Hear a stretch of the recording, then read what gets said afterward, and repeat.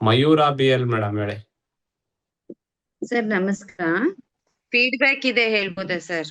S ಹೇಳಿ. ಆ ಹಾ ಈ ಮರ್ಮ ಕಲಿತ ಶುರು ಮಾಡಾಗಿಂದ ನನ್ನ ಇಬ್ರು ಮಕ್ಕಳುನು ಒಬ್ಬನಿಗೆ ಸ್ವಲ್ಪ ಲಿವರ್ದು ಅವಾಗ ಅವನ್ಗೆ ಫ್ಯಾಟಿ ಲಿವರ್ ಇದೆ ಗ್ರೇಡ್ 1 ಅಂತ ಹೇಳಿದ್ರು.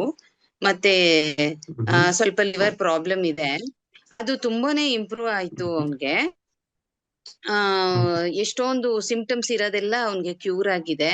ಆಂಗ್ಸೈಟಿ ಒಂದ್ ಸ್ವಲ್ಪ ಬೇಗ ಎಕ್ಸಾಮ್ ಟೈಮ್ ಅಲ್ಲಿ ತುಂಬಾ ಹೆದರ್ಕೊಳ್ಳೋನು. ಈ ಸತಿ ಎಕ್ಸಾಮ್ಸ್ ನ ಫುಲ್ಲು ಕಾಮ್ ಆಗಿ ಏನು ಇದ್ ಮಾಡ್ಕೊಳ್ದಿರಾ, ಸ್ಟ್ರೆಸ್ ಇಲ್ದಿರಾ ಹೋಗಿ ಬರ್ದ್ ಬಂದ. ಆಮೇಲೆ ತುಂಬಾ ಚೆನ್ನಾಗ್ ಮಾಡಿದೀನಿ ಅಂತಾನು ಕಾನ್ಫಿಡೆಂಟ್ ಆಗ ಆದ. ಸೊ ಇದು ಒಬ್ಬ ಮಗಂದು. ಇನ್ನೊಬ್ಬಂದು ಅವನ್ಗೆ ತುಂಬಾ ಬೇಗ ಸ್ನೀಸಿಂಗ್ ಬರತ್ತೆ, ಅಲರ್ಜಿ ಆಗ್ಬಿಡತ್ತೆ. ಆಲ್ ಆಫ್ ಎ ಸಡನ್ ಬೆಳಗ್ಗೆ ಎದ್ ಬಂದಾದ್ರೆ ಜೋರಾಗಿ ಸ್ನೀಸ್ ಮಾಡೋದು, ಹಿಂಗೆ ಅಂತಾನೆ ಇರ್ತಾನೆ. ತುಂಬಾ ಇದಾಗುತ್ತೆ. ಸಿಟ್ರಜಿನ್ ತಗೋಬೇಕು ಅಂದ್ಬಿಟ್ಟು ಇವತ್ತು ತುಂಬಾ ಏನು ನನಗೆ ನಾನ್ ಎತ್ತಿಟ್ಬಿಟ್ಟಿರ್ತೀನಿ ಅವಾಗವಾಗ ತಗೋಬಾರ್ದ ಅಂತ. ನಾನು 1 ನಿಮಿಷ ಕೂತ್ಕೋ, ಇವತ್ತು ಎಕ್ಸಾಮ್ ಇತ್ತು ಹೋಗ್ಬೇಕಿತ್ತು, 1 ನಿಮಿಷ ಕೂತ್ಕೋ, ನಾನ್ ನಿಂಗೆ ಮರ್ಮ ಮಾಡ್ತಿ, ಸರಿ ಹೋಗತ್ತೆ, ಹ್ಯಾವ್ ಕಾನ್ಫಿಡೆನ್ಸ್ ಅಂತ 1 ನಿಮಿಷ ಕೂಡ್ಸಿ ಮಾಡ್ದೆ ಸರ್. ತಿಲರ್ಥ ವರ್ಣ ಮರ್ಮ 1, 2 ಮತ್ತೆ ಅಧಿಪತಿ ಮರ್ಮ ಇದೂನು ಬ್ರಹ್ಮರಂಧ್ರನು ಮಾಡ್ದೆ. ಮ್ಯಾಜಿಕ್ ಮಾಡ್ದಂಗ್ ಸ್ಟಾಪ್ ಆಗೋಯ್ತು. ಎಷ್ಟು ಬೇಗ ವಾಸಿ ಅವನು ಕಣ್ಣಲ್ಲಿ ನೀರ್ ಸುರಿತಾ ಇದೆ, ಒದ್ದಾಡ್ತಾ ಇದ್ದಾನೆ, ಕರ್ಚೀಫಲ್ಲಿ ಒರೆಸ್ಕೋದೆ, ಏನು ಇಲ್ಲ. ಹೇಗೆ ಮ್ಯಾಜಿಕ್ ಆದಂಗ ಆಯ್ತು ಅಂದ್ರೆ ಅಷ್ಟು ಚೆನ್ನಾಗಿ ಮ್ಯಾಜಿಕ್ ಆಗೋಯ್ತು ಸರ್. ನಾನ್ ನಿಜವಾಗ್ಲೂ ತುಂಬಾ ಥ್ಯಾಂಕ್ಸ್ ಹೇಳ್ತೀನಿ ಸರ್ ನಿಮ್ಗೆ. Thank you so much. ಆಮೇಲೆ ನಾನು ಇದನ್ನ ಮಾಡ್ತಾ ನನ್ಗೆ ತುಂಬಾ ಬಾಡಿ ಹೀಟ್ ಇರೋದ್ರಿಂದ ಬ್ರಹ್ಮರಂಧ್ರ ಮತ್ತೆ ಅಧಿಪತಿ ಮಾತ್ರ ಹೀಗೆ ಇಟ್ಕೋತೀನಿ ಅಷ್ಟೇ. ಇನ್ನ ತಿಲರ್ಥ 1, 2 ಅದನ್ನೆಲ್ಲ ಮಾಡ್ತೀನಿ. ನನ್ಗೆ ಹೇರ್ ಫಾಲ್ ತುಂಬಾ ಕಡಿಮೆ ಆಗೋಗಿದೆ ಸರ್, ತುಂಬಾನೇ hair fall. So this is my feedback. Heat ಕಡಿಮೆ ಮಾಡ್ಲಿಕ್ಕೆ ಇವಾಗ ಪಾಯಿಂಟ್ ಹೇಳಿದ್ನಲ್ವಾ, ಇದನ್ನ ಟ್ರೈ ಮಾಡಿ. Okay sir. ಅಂದ್ರೆ SP6 ಮಾಡ್ಬೇಕಾ ಸರ್? ಓಕೆ. ಆಮೇಲೆ ಇವತ್ತಿನ ಕ್ಲಾಸಿನ ಬಗ್ಗೆ ಏನಂದ್ರೆ, ನೀವು ಹೇಳ್ದಂಗೆ ಕಾನ್ಸ್ಟಿಪೇಷನ್ ಫುಲ್ಲು ಇರಲ್ಲ, ಬಟ್ ಮೋಷನ್ ಹೋಗ್ ಬಂದ್ಮೇಲೂನು ಒಂದ್ ಸ್ವಲ್ಪ ಫುಡ್ ಏನಾರ ತಿಂಡಿ ತಿಂದ್ರೆ ಫುಲ್ಲು ಕ್ಲಿಯರ್ ಆಗಿ ಆಗಿಲ್ಲ ಅನ್ನೋ ಸೆನ್ಸೇಷನ್ ಇರುತ್ತೆ. ಇದಕ್ಕೆ ಯಾವ್ದು ಪಾಯಿಂಟ್ಸ್? ಅದೇ ತಿಂದು ಹೋಗಿನೂ ಕೂಡ ಎಲ್ಲ ಸಂಪೂರ್ಣ ಹೋಗಿಲ್ಲ, ಕ್ಲಿಯರ್ ಆಗಿಲ್ಲ ಅನ್ನೋದೊಂದು ಫೀಲಿಂಗ್ ಇರುತ್ತಲ್ವಾ, ಆ ಫೀಲಿಂಗಿಗೆ ಈ ಪಾಯಿಂಟ್ ಇದೆ ಅಲ್ವಾ, CV12 ಪಾಯಿಂಟ್, ಇದನ್ನು ಬೆಸ್ಟ್ ಆಗಿ ವರ್ಕ್ ಆಗುತ್ತೆ. ಅದ್ರ ಜೊತೆಗೆ ಕ್ಲಾಕ್ ವೈಸ್ ಮಸಾಜ್ ಮಾಡಕ್ ಹೇಳಿದ್ದೆ ಅಲ್ವಾ, ಇದನ್ನು ಬೆಸ್ಟ್ ಆಗಿ ವರ್ಕ್ ಆಗುತ್ತೆ. ಇದನ್ನ ಮಾಡಿ. Okay sir. ಸರಿನಾ? Okay sir. ಬೆಸ್ಟ್ ಆಗಿ ವರ್ಕ್ ಆಗುತ್ತೆ, ಮಾಡಿ. Thank you. ಪ್ರತಿ ಒಂದು ಮರ್ಮನೂ ಕೂಡ ಅದ್ಭುತವಾಗಿ ವರ್ಕ್ ಆಗುತ್ತೆ. ಹಾಗಾಗಿ ನಾನೊಂದು ಮರ್ಮ ಬಿಂದು ತಿಲರ್ಥ ಕಾಳಂ 1 ನಿಮಗೆ ಹಬ್ಬ 2ರಿಂದ 3 ಕ್ಲಾಸಲ್ಲಿ ಹೇಳ್ಕೊಟ್ಟಿದ್ದೀನಿ. ಜೊತೆಗೆ ತಿಲರ್ಥ 2, ಬ್ರಹ್ಮ 1, ಬ್ರಹ್ಮ 2, ಅಧಿಪತಿ ಹೇಳ್ತಾ ಹೋಗ್ತಾ ಇದ್ದೀನಿ.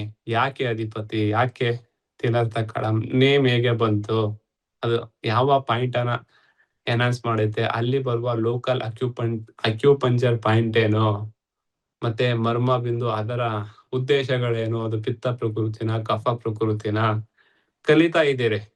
ಅದರಲ್ಲಿ ವಾತ ಪಿತ್ತ ಕಫ ಮತ್ತೆ ಡಿವೈಡ್ ಮಾಡೋದು ಬರುತ್ತೆ.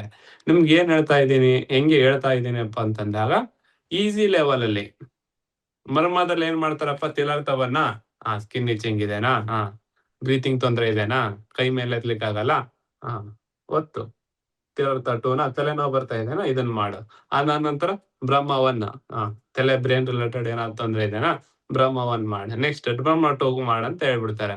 ಈ ತರ ಮಾಡಿದ್ರೆ ನನಗೆ ಹಬ್ಬ 5ರಿಂದ 7 ಕ್ಲಾಸಲ್ಲಿ ಮುಗಿಸ್ಬೋದು, ಹೌದಲ್ವಾ? ಈ ತರ ಮಾಡೋದ್ರಿಂದ ಏನಾಗುತ್ತೆ ಗೊತ್ತಾ, ಎಕ್ಸಾಮ್ ಸಮೀಪ ಬಂದಾಗ, ಎಕ್ಸಾಮ್ ಪೂರ್ತಿ ಓದಿರಲ್ಲ ಅವನು, ಎಕ್ಸಾಮ್ ಸಮೀಪ ಬಂದಾಗ ಪಾಸ್ ಆಗ್ಲಿಕ್ಕೆ ಒಂದ್ 25 ಮಾರ್ಕ್ಸ್ ಓದ್ತಿರ್ತಾರಲ್ವಾ, ಹಂಗಾಗತ್ತೆ. 25 ಮಾರ್ಕ್ಸ್ ಏನೋ ಬರುತ್ತೆ, ಅದಾದ ನಂತರ ಮುಂದೆ ಉಪಯೋಗ ಇದೆನಾ, ಪಾಸ್ ಆಗಿರ್ತಾನೆ ಎಕ್ಸಾಮ್ ಅಷ್ಟೇ, ಮುಂದೆ ಓದ್ಬೇಕು ಬರಿಬೇಕಂದ್ರೆ ಆಗತ್ತಾ? ಆಗೋದಿಲ್ಲ. ನೀವು ಮರ್ಮವನ್ನ ಯಾಕೆ ಏನು, ಯಾಕೆ ಪ್ರೆಸ್ ಮಾಡ್ಬೇಕು, ಪ್ರೆಸ್ ಮಾಡಿದ ನಂತರ ಏನಾಗುತ್ತೆ, ಇಲ್ಲಿ ನಾವು ಸ್ಟ್ರೆಸ್ ಮಾಡ್ತಾ ಇರೋದು ಎನರ್ಜಿ ಎನ್ಹಾನ್ಸ್ ಮಾಡ್ಲಿಕ್ಕೆ, ಒಂದು ಕಾಯಿಲೆ ವಾಸಿ ಮಾಡ್ಲಕ್ಕಲ್ಲ. ಇಲ್ಲಿಗೆ ಒತ್ತಿ ತಲೆನೋವು ವಾಸಿ ಆಗುತ್ತೆ, ಇಲ್ಲಿಗೆ ಒತ್ತಿ ಸ್ಕಿನ್ ಪ್ರಾಬ್ಲಮ್ ವಾಸಿ ಆಗತ್ತಂದ್ರೆ ಸಿಂಪ್ಟಮ್ಸ್ ಕಡಿಮೆ ಆಗುತ್ತೆ. ನಾವು ಸ್ಕಿನ್ ಪ್ರಾಬ್ಲಮ್ ವಾಸಿ ಮಾಡ್ತಾ ಇಲ್ಲ, ನಿಮ್ಮ ಎನರ್ಜಿಯನ್ನ ಬ್ಯಾಲೆನ್ಸ್ ಮಾಡ್ತಾ ಇದೀವಿ. ಆ ಎನರ್ಜಿಯನ್ನ ಬ್ಯಾಲೆನ್ಸ್ ಮಾಡ್ಬೇಕಂದ್ರೆ ಒಂದೊಂದು ಮರ್ಮ ಬಿಂದುವನ್ನು ಏನ್ ಮಾಡುತ್ತೆ ಅನ್ನೋದು ಕಲಿಬೇಕಾಗುತ್ತೆ.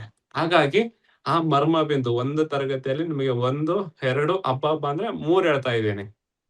ಆಲ್ರೆಡಿ ಈಗ ಒಂದು 15ರಿಂದ 20 ಮರ್ಮವನ್ನ ಕಲ್ತಿದ್ದೀರಿ.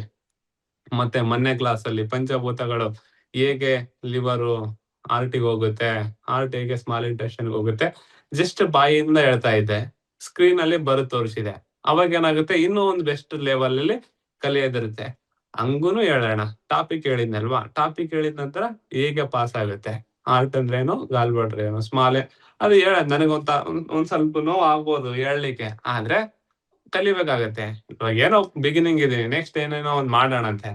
ಕಲಿತಾ ಹೋಗೋಣ ಸ್ಲೋ ಆಗಿ. ಹಾಗಾಗಿ ವಾರದಲ್ಲಿ 2 ಕ್ಲಾಸ್ ಹಾಕಿದೀವಿ, ಗುರುವಾರ ಮತ್ತು ಶುಕ್ರವಾರ. ಅದ್ಭುತವಾಗಿ ಕಲಿತೀರಿ, ಬೆಸ್ಟ್ ಆಗಿ ವರ್ಕ್ ಆಗುತ್ತೆ. ಪ್ರತಿ ಒಂದು ಮರ್ಮ ಪಾಯಿಂಟ್ ಕೂಡ ಬೆಸ್ಟ್ ಆಗಿ ವರ್ಕ್ ಆಗುತ್ತೆ.